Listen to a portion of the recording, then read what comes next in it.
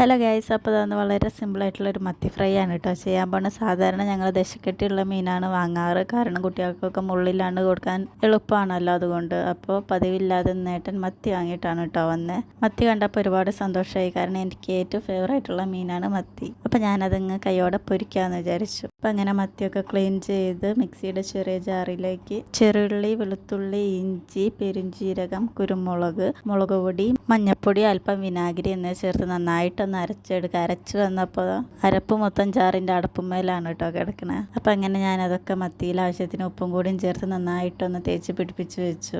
നല്ല രീതിയിൽ മീനിൻ്റെ മുട്ട ഉണ്ടായിരുന്നു കേട്ടോ. ഞങ്ങൾ പഞ്ഞി എന്നാണ് കേട്ടോ പറയുക. രണ്ട് സെപ്പറേറ്റ് ആയിട്ട് തന്നെ മസാല വെച്ചു. ഒരു 10 മിനിറ്റ് വെച്ച ശേഷം നന്നായിട്ടൊന്ന് പൊരിച്ചെടുത്തു. ലാസ്റ്റ് അതിൻ്റെ ബാക്കി വന്ന മസാല കൂടി ഒന്ന് ചട്ടിയിലിട്ട് മൂപ്പിച്ച ശേഷം മീനൊന്ന് അതിലിട്ട് ഉരുട്ടി പരട്ടി എടുത്തപ്പോൾ സംഭവം റെഡി. അപ്പോൾ വീഡിയോ ഇഷ്ടം ചെയ്യാൻ മറക്കാതെ ലൈക്ക് ചെയ്യുക, അതുപോലെ തന്നെ സബ്സ്ക്രൈബ് ചെയ്യുക കേട്ടോ.